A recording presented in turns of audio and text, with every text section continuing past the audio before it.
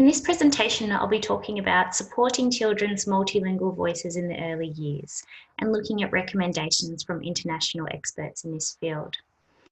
This is a collaboration between myself, Professor Sharynne McLeod, Dr. Tran, and Kate Margetson from Sturt University, Australia. You can follow each of us using our Twitter handles that are displayed on the screen. So this research is funded by an Australian Research Council Discovery grant titled Vietnamese Australian Children's Speech and Language Competence, and we call it Viet Speech for short. And the aims of the Viet Speech project are to help Australian families to maintain their home language and also to enhance speech skills in Vietnamese and English, and to equip English-speaking professionals to support multilingual children's speech. So the focus of the current research is looking at the first dot point of helping families to maintain their home language. More than half of the world's children are multilingual. And so even though in an English dominant context like Australia, it may seem like a rare thing to be trying to raise your child multilingual, it's actually very common around the world. In fact, more than half of the world's children are multilingual. We know that supporting the transmission of languages that are embedded in a child's identity of being, belonging, and becoming is a child's right issue.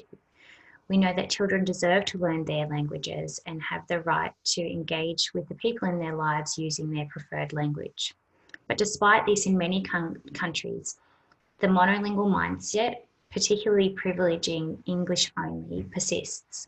And this results in many children in English dominant countries like Australia, but also in countries all around the world, losing their home language upon school entry and making that language shift into the dominant language only.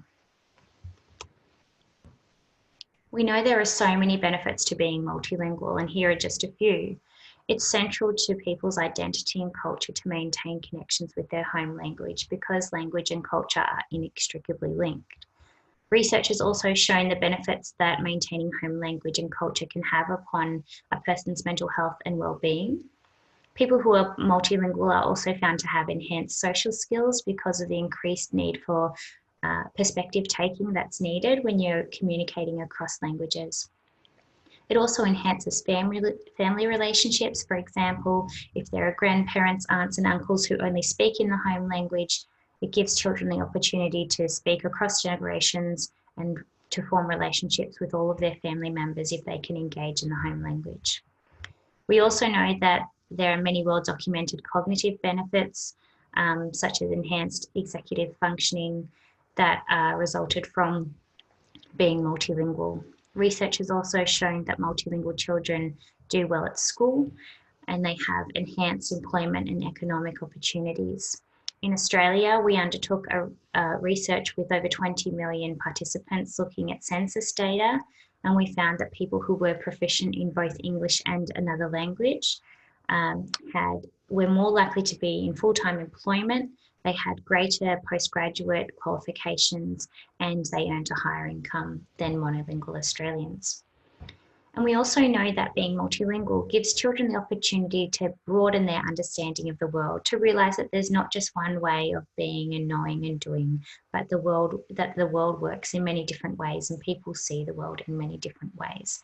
And this can really enhance social justice and harmony because it gives children the understanding that we need to do more perspective taking and understand different cultures that exist within our world. So the aim of this research was to investigate the best ways to support children's multilingual development in the early years. And the method was to conduct interviews with 15 international experts in the field of children's multilingualism and home language maintenance. The experts were linguists, psychologists, researchers, educators, and speech-language pathologists. And they were based in Australia, the US, Vietnam, Portugal, Canada, and Belgium. A thematic analysis was undertaken to identify the key themes for supporting children's multilingual development.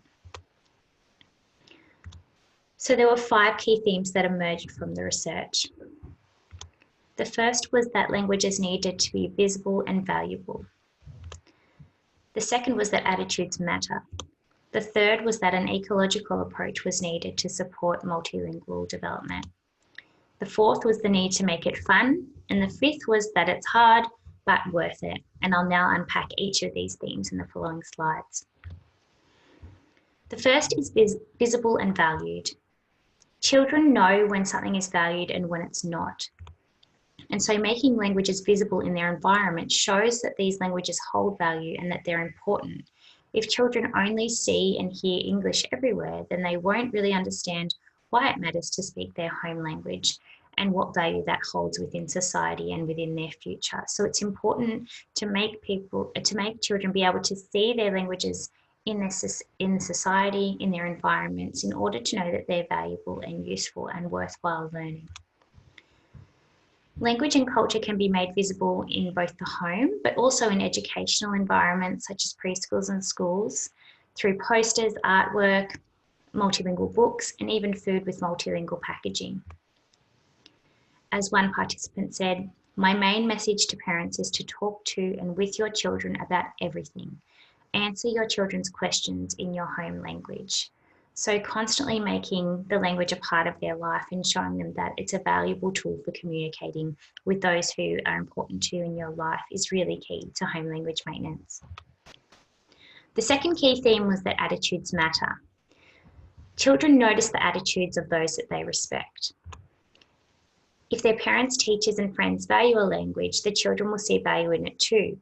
On the other hand, if languages are devalued and not seen as important, children will also pick up on this information and think that it's important just to speak the dominant language and not to maintain their home language. Now, interestingly, the research showed that, for example, in mixed marriages where there was only one parent who spoke the home language and the other parent was from the dominant language, even if the parent from the dominant language background couldn't speak the home language with the child, their attitude towards the home language made a big difference in whether or not the child was able to maintain their home language. So even if you can't speak the language, showing a positive attitude towards the language and that it's something worth learning and something valuable has a big impact upon children and whether or not they decide to maintain. And so a quote from one of our participants was that, "In my view, they," that is families, "can achieve language maintenance only if they themselves have positive attitudes."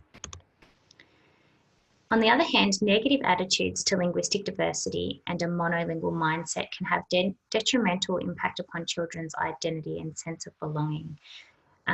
And of course, we see this reflected in racism throughout the world against minority languages. And so we don't want to perpetuate that monolingual mindset of making children think that everybody needs to be homogenous. We want them to be able to embrace their culture and to speak their home language if that's what they choose to do.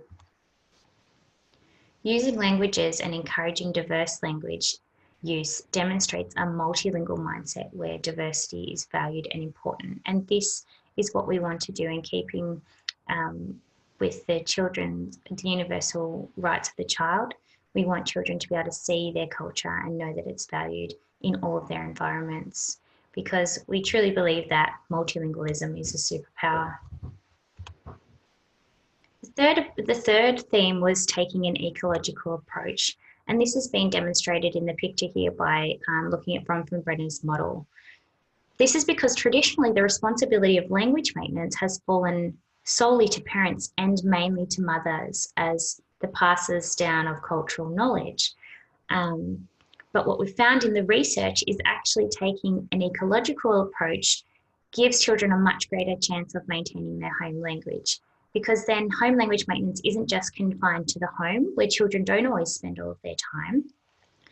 It's actually adopted by all of their environments, by their education environments, by their social environments, including church, sport, community language schools, but at a higher level, really being embraced by the dominant society and language policies that really have that top-down effect on whether or not a multilingual society is embraced or not. So, linguistic diversity must be supported throughout all of children's contexts, And one big way that this has an impact on children is through the media as well. So what they see on TV, do they see themselves reflected back on television and on YouTube and all of the other things that children love to access? Do they see that their language is visible and valued there? And if yes, then that will be a big step to supporting their language maintenance. The fourth theme was to make it fun. Of course, when we're working with children, it's important to make it fun, because at the end of the day, children are the key determiners on whether or not language maintenance is successful. They have autonomy over which languages they choose to use, no matter how many strategies or how much encouragement they receive. At the end of the day, it must be something that children want to do in order for it to be successful. So encouraging language maintenance must really be fun and motivating for children. It can't be enforced or boring, because often this is the first thing that children will rebel against. So as one of our participants said, it's important to create an interest within the child for the language, and of course, also having contacts with peers who speak the language. So it's very difficult for children to learn a language if they don't have any friends to use that language with. So having community around the child is very important. And it's particularly important if it's a minority language where they wouldn't necessarily hear the language in many other places. Other ways to encourage language maintenance in a fun way are songs, books, games, social gatherings, the internet, and media. And the final theme was that it's hard but worth it. None of the experts said that maintaining home language, particularly in a non-dominant context, is easy.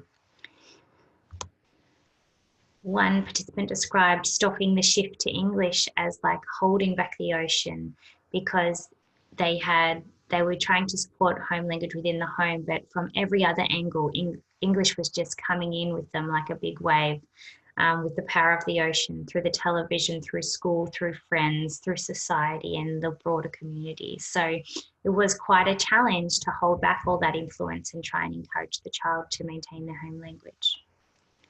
It takes commitment and consistent, rich language learning opportunities for a child to become proficient in a language. But other participants talked about the need to consider whether proficiency is the goal of the language learning, or whether functionality is actually the goal. So if, for example, if the only reason that the child is learning Vietnamese is so that they can communicate with their grandparents, perhaps they only need to achieve a certain level of the language that enables them to do that and to maintain their relationship.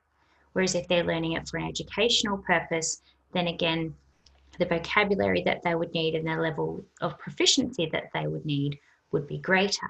And another key driver for how much proficiency was required was whether or not the family was intending to ever move back to the home country, which of course was high motivation for achieving a higher level of proficiency, so that children could use the language in their everyday life across contexts. And so here's another quote from one of our participants who said, to really expect your child to speak the home language well, then you have to really work extremely hard as a parent and have the full support of the family. It's not impossible, but it takes a lot of work on your part. So what are the implications for this for us as professionals and for parents? The key implication is that every person in a child's life has a role to play in their diversity, whether they speak the language or not. And this includes at home and at school. So if you do speak the child's home language, you can use the language with them regularly across contexts to give them that rich language input. You can also teach some other people in their life some of the language to use with the child. Even just basic greetings, songs, counting can again reinforce to the child that their language is valued and visible in their life. If you don't speak the language, there's still many other things you can do. First of all, as we've found, showing a supportive attitude towards linguistic diversity and being curious about a child's language and culture. Ask them about it so that they see that it's something that you value and think is important to talk about.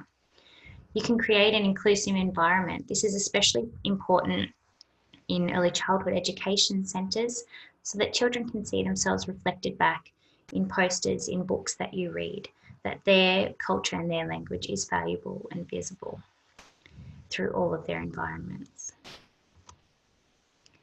So here's a picture of us at the top, trying to encourage children to remember that being multilingual is a superpower by dressing up as superheroes. And if you want to hear any more about our research, you're welcome to contact us on those emails or to engage with us on Twitter using our Twitter handles. So thank you.